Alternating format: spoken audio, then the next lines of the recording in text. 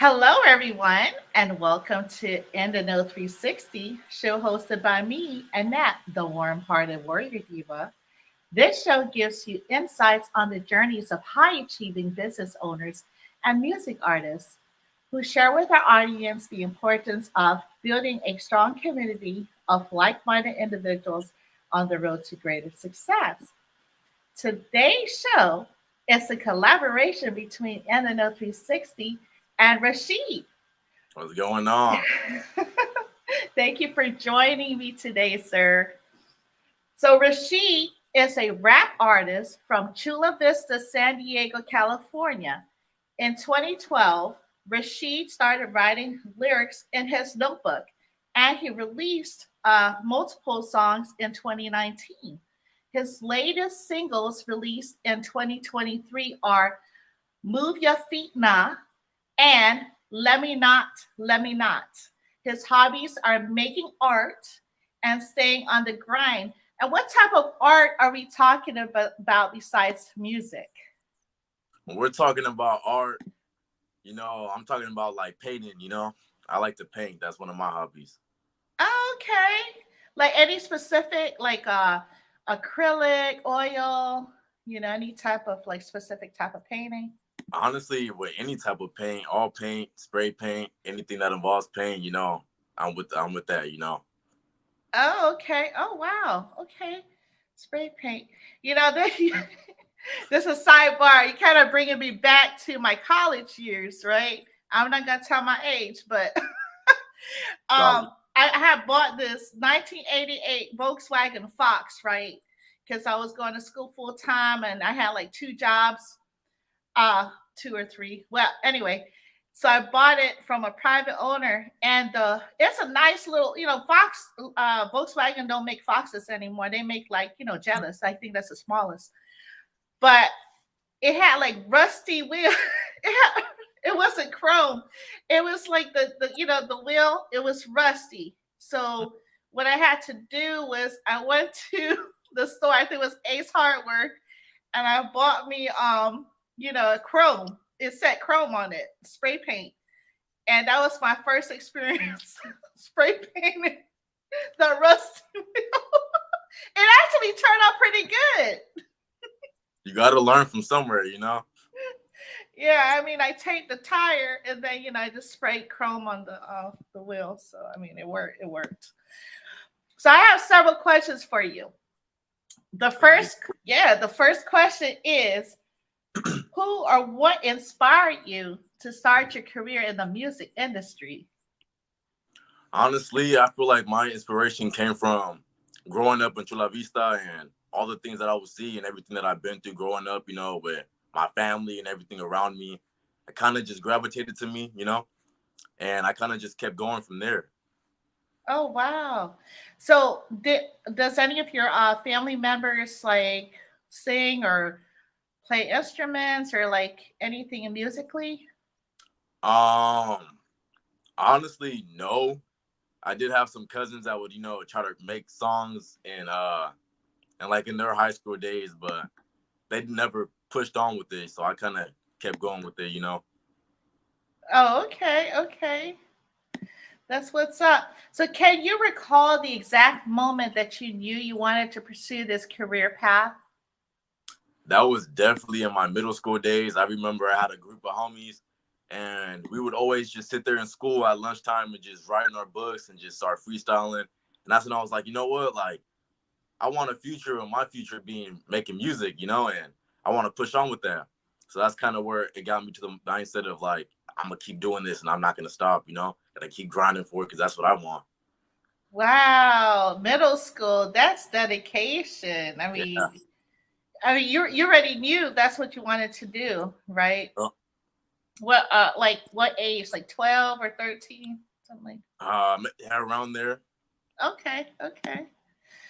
What challenges have you faced despite your journey in becoming this music artist?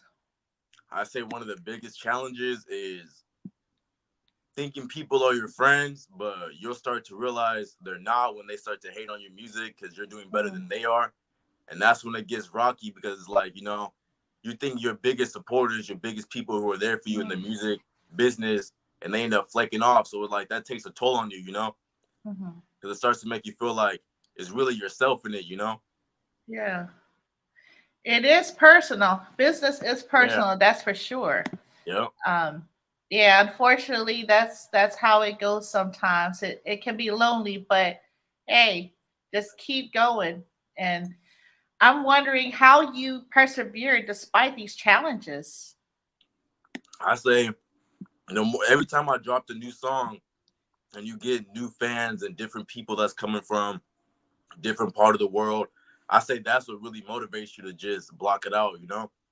You're always gonna have more people that come to you, you know, in a good way, you know, for what you do and what you love. So it's like you can't stop, you know, you gotta keep going. That's so true. Yeah. I mean, you're always going to have those that are for you, that rock with you. So, I mean, more power to you. Keep going. And Yeah. what was your best collaboration? I say my best collaboration was I have a artist from San Diego. His name is Young G. That's his artist name. We had a music video right here in Chula Vista, right there, like in my hood, you know, where I'm from. So I think that was probably my best collaboration, knowing that I got a feature with a top known, you know, San Diego artist who was able to get on my song. Okay, I can't wait. That's so dope. um, Name three artists that you would love to open up a show for. I would definitely love to open up a show for Mr. Sancho. We Oh, got okay. we got MC Magic, and we got an artist from Dago. His name is Siete Gang Yabi. Oh, wow. Well, I need to look. I'm on the East Coast, so Oh yeah, definitely there, gotta there. tap in with the Dago artist for sure. That's dope. Okay, okay. And so, besides what I mentioned about you, who is Rashid? When I think of Rashid and when I think of myself, I think of a humble person who's seen a lot and been through a lot, and you'll definitely hear it in my music. Hmm. Hmm. Yes, I mean, I listened to the latest singles, and so we'll get into that. But yeah, definitely, I did hear it's. You have like a unique voice. Yeah, I'm trying to, you know, I'm trying to pinpoint what artist you kind of remind me of, but it's a mixture. I Yo, yeah, have, I'm very yeah, versatile. I can see. Do you read music or play an instrument? I actually can read music when it comes to music notes Uh because huh. I used to play the trumpet. You know, I was really good playing the trumpet for about 4 years. Not for like, you know, just it was kind of just came to me. I was like, you know what, I want to learn something. I was growing up, Uh started huh. playing trumpet, but I got real good with it. You know. Okay. Yeah, I did hear a little bit of that jazz feel Mm-hmm. on that song. What is it? Uh, what you? I'm sorry. Move your feet now. Yeah. Come I on. yeah. It had like that whole jazz feel to it. So I was gonna ask you that. Yeah, definitely has that vibe to it for sure.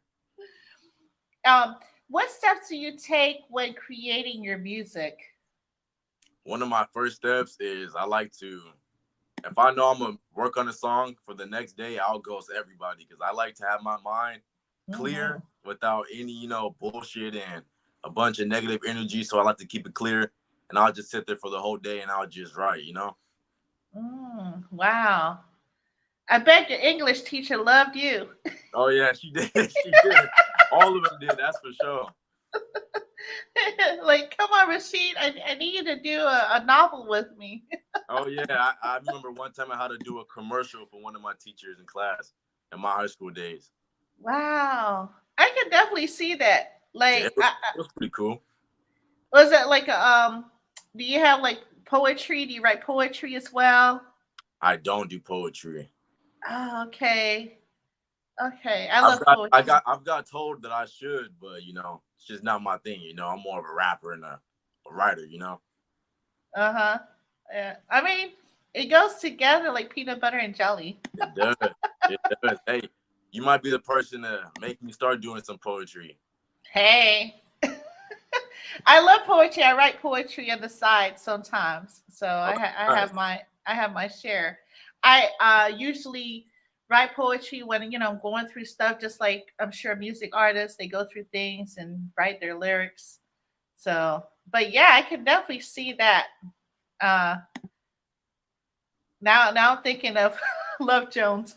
Okay, moving on.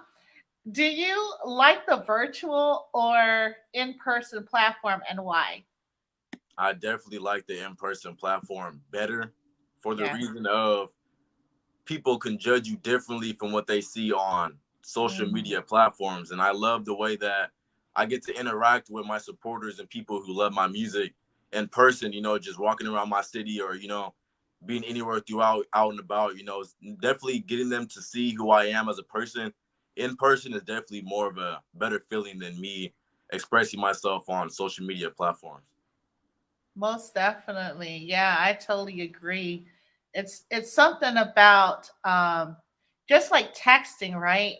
I don't really care for, I mean, texting is okay, but like I like the phone call, Right. right? That's Or what I'm like thinking. a video type of chat, as opposed to just texting, because you know anybody can make up stuff.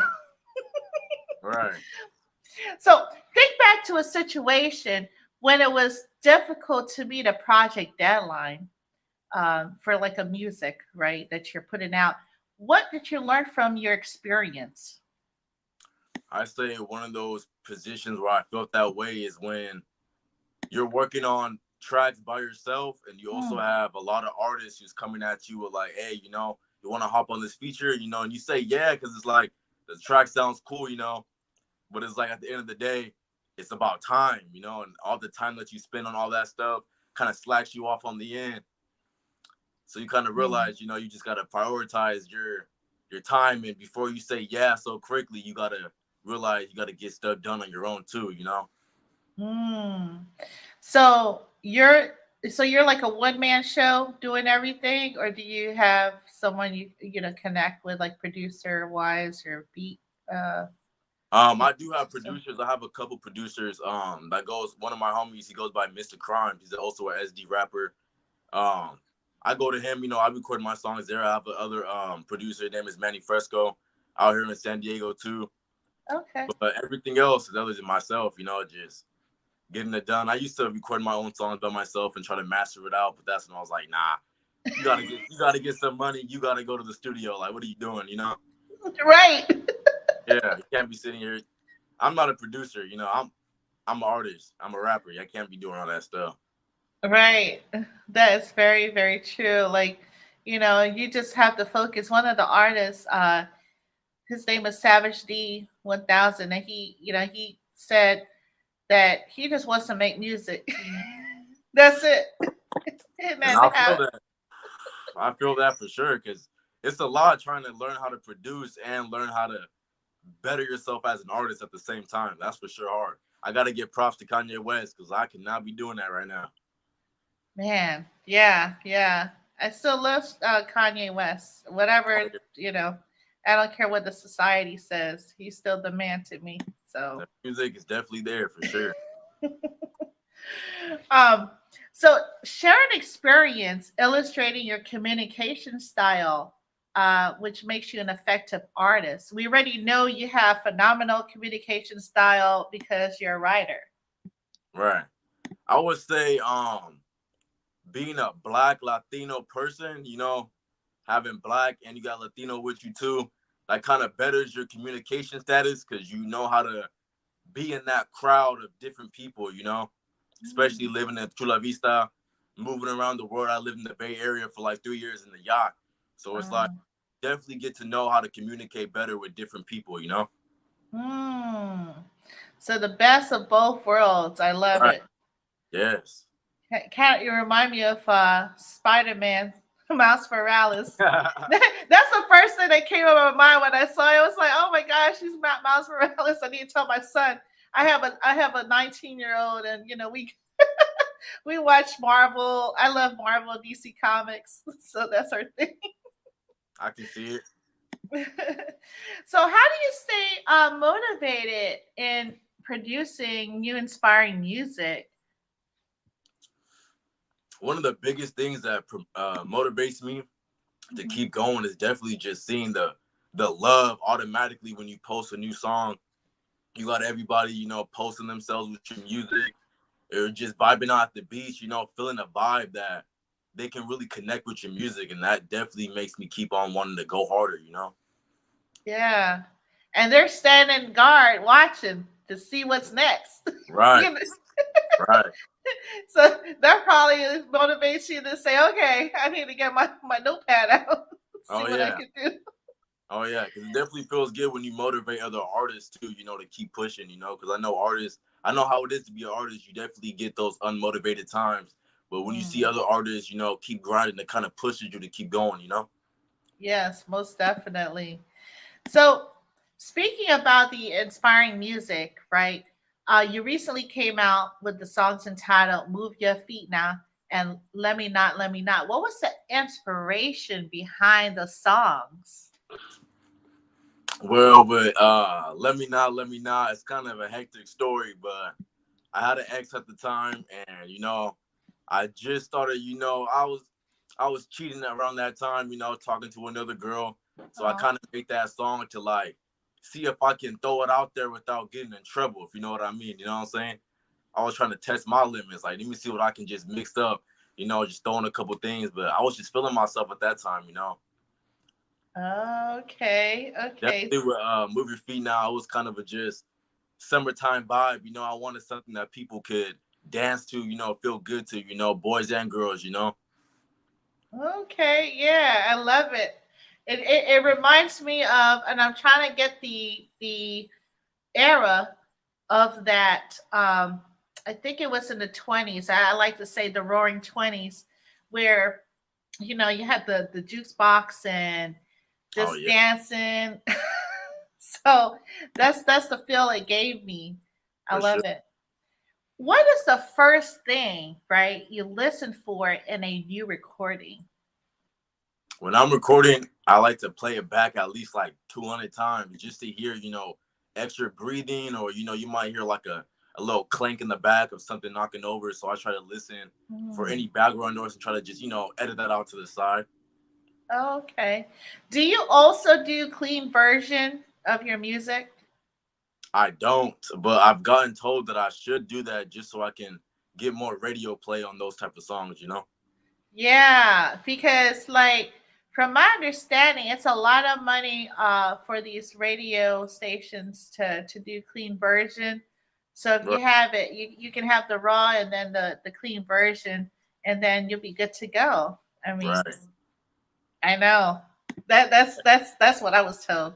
I'm Plus, definitely gonna have to start doing that. That's for sure. yeah, and hook up with the DJs for sure. Oh yeah. Oh yeah. um, what is one important lesson that you've learned in working in the music industry? An important lesson I would say is that kind of watch who you make a song with. Is kind of a Mm. big thing because you end up making a song with the wrong person and things can break off in the end. And it's like it comes to those two big choices. You either can delete the whole song or continue to keep that song up, but that can come with consequences. In the end. Just from the situation that you guys are in. So that's probably a big thing I would say. Mm. Wow. Yeah, definitely, most definitely, because it's like having. I mean, it's a relationship. It's personal. So, like for instance, you have your profile set up, and then you have your significant other at that time, and then you had to change your whole Right. delete your page. So, Even just watching who's in your music videos, watching who you make a song about, that's something that you can definitely you might regret here or there. mm, yeah, that is so true. How do you now like decipher or figure out if you want to make music with a person? For me, it's more like if I can tell who you are as a person and I see, your morals, what you stand on, that's what makes me like, all right, I might just tap in with them.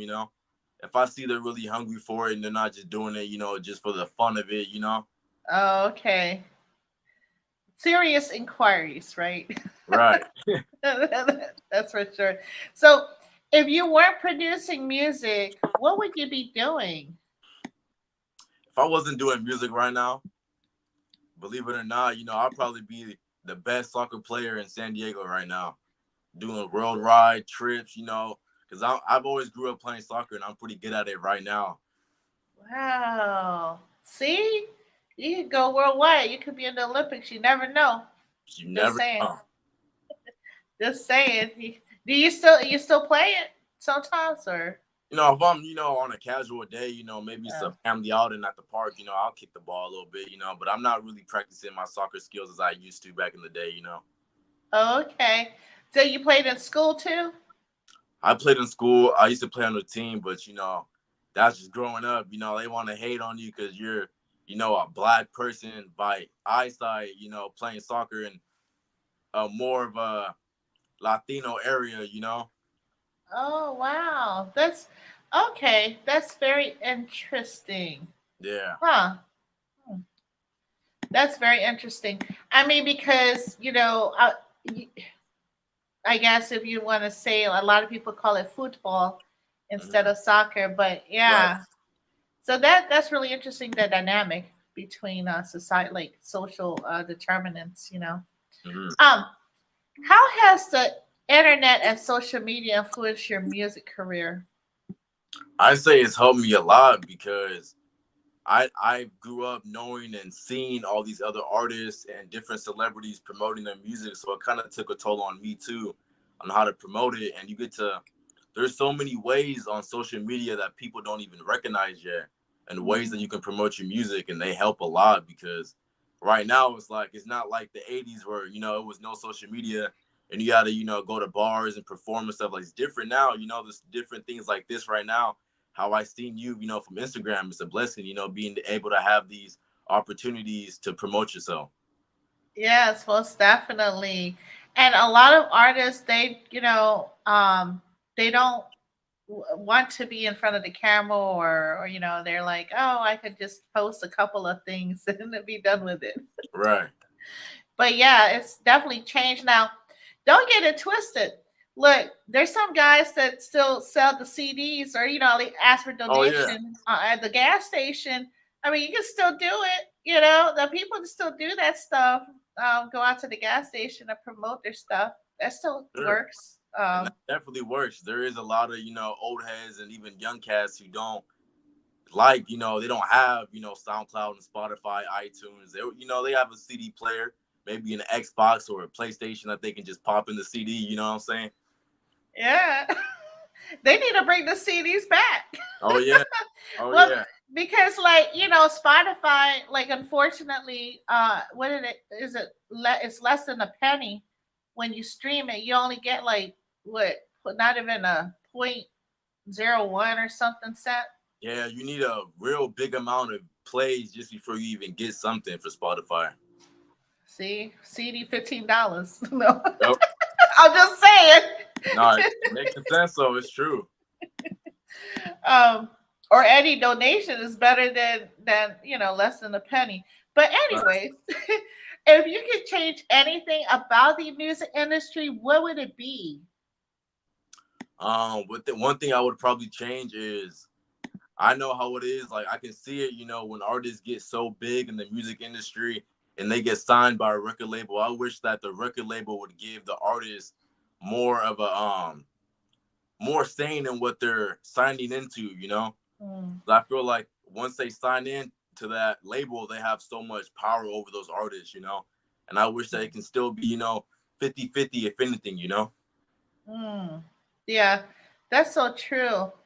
I don't know, like, the intricate details about ownership with your music, with the royalties. So you said, like, usually it's probably 80-20 or something of that sort. Hmm. It's like a double-edged sword, because, like, if you was to sign up with a music label, you'll get like the cloud, you'll get like known, right? Right. But then, I'm wondering, is there a possibility of doing independent afterwards, or Hmm. that's just kind of, because you have your reputation by then. Right. So what do you think about that? Like, But like it's kind of crazy because like a lot of the times when you get signed by a big record label, they might, give you so much recognition and so much money to flaunt yourself, but most of the times in the end it comes with you having to pay that back with either oh, more songs that you drop or just paying them money that they gave you in the first place back to them. So it's kind of a lot of record labels could be kind of shady, and I mm, wish it was more, both parties have the same type of ownership, but it's really just, you know, scratch my back, I scratch yours, but on some 50-50 stuff. yeah, yeah. Well, that's too bad. Well, hopefully, they get wind of all the independent artists, and you guys do so much work, so much talent Yeah. out there. Um, so where do you find your inspiration? I find my inspiration honestly by a variety of artists, even by the flows they use, the beats they use, how they, harmonize on the beat. I find it by just day to day, walking outside, shenanigans, you just outside. You see things, a lot of things give you inspiration when it comes down to music for me. Oh, wow. Okay. What like the environment, or I'm just trying Well, to. the environment for sure. It definitely Wow. makes you see things differently, and once you're able to express that in a harmonizing in a good way in a song, it definitely comes together. Wow. Well, you guys are close to the beach, so So close to the beach, but you barely see it, and that's the same from my homie Ryan Anthony. It's so true. yeah, beach is the place to go to do that harmonization. Trying to tell you, I need to go to the beach one day.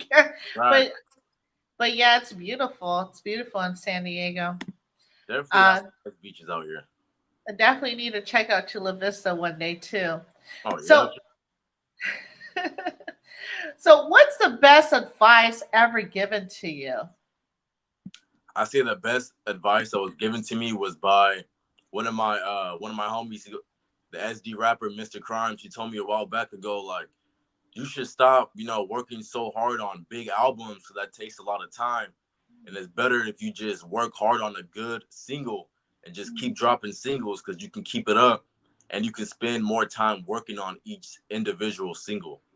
Mm, wow, that's some good gems right there. Oh yeah. So Definitely. No, oh, go ahead. Oh, sorry. no, you're good. I just want to say it definitely helped me out in the long run. Wow, that's great. Shout out to him. So, um, I'm just curious because I know a lot of artists they put out singles, right? Can you usually take these singles and compile it, like do a compilation as an album or like a mixtape, maybe? You could, yeah, you can definitely, even if you want to spend that extra time of working hard on a single and just making it to a mixtape, even if it's a short one, even 4 songs or 5 songs, or you can go crazy with like the 12, 13 songs, it's definitely kind of what you feel like at the time, but you can definitely do that for sure. Yeah, I can definitely see you doing something like that. I do have an album, but it Mixtape. was from a couple years ago. I definitely feel like I'm gonna make one upcoming because I got a lot of singles in the vault that I want to just bring out. Oh, I bet. I bet. And can you explain a little bit about like having your music in the vault? Because I know, like for instance, Jay-Z has a lot of music in his vault, and he doesn't want to release it, right? But I'm just wondering, what is the I guess thought process behind that? You know, if you I have. say one of the main thought processes about that is because as an artist, you kind of see it's better to drop your song at the right time because let's say you drop a song when 4 other artists are like, all right, I'm about to drop my song January 1st and you want to drop it around that time, you kind of get less of a spotlight on that single. Oh, And it's okay. also when, certain songs have different vibes around different times of the year.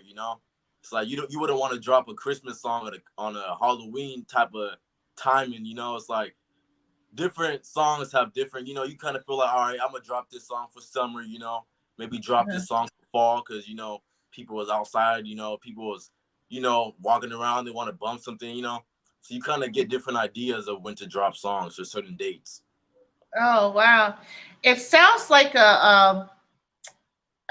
metrics. You have to take, metrics on the seasons and just like the feel of, but it's like a kind of like gambling too.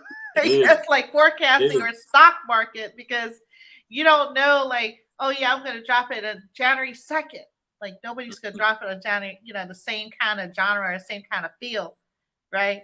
And then Right. somebody else comes in and it's like it's a catch 22. How do you like what's your methodology on it?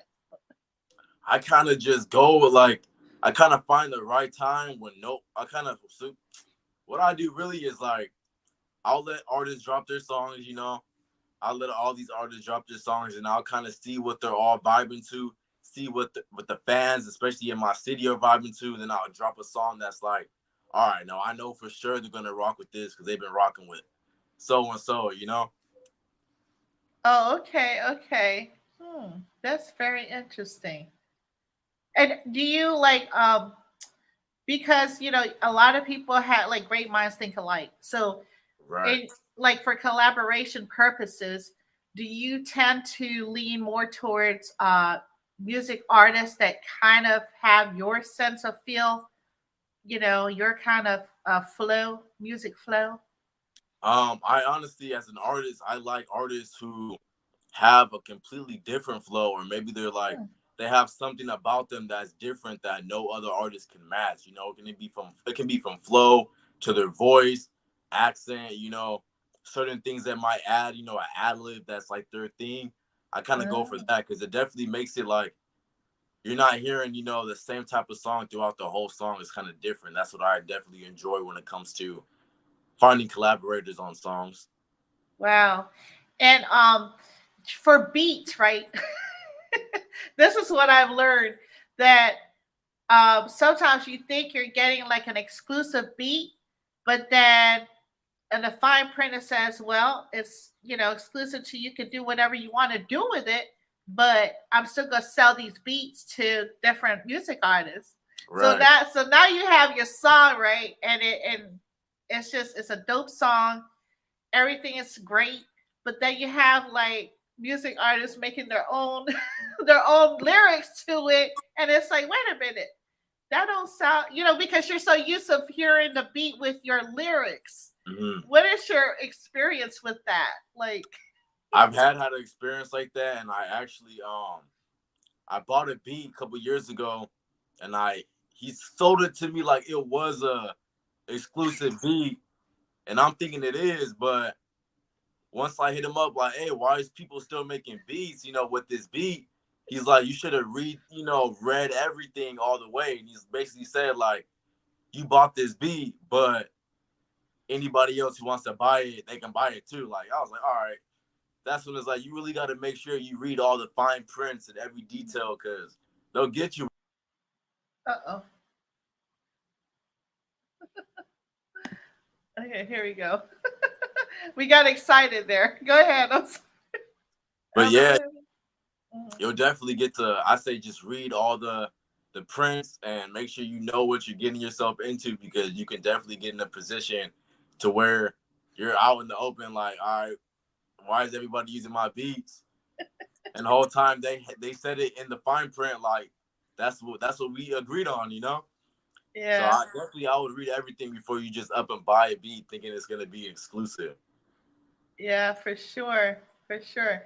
How do you combat it though? Like after your song was out there, like what did you do to make it better or I don't know, like different than the other songs that have the beat?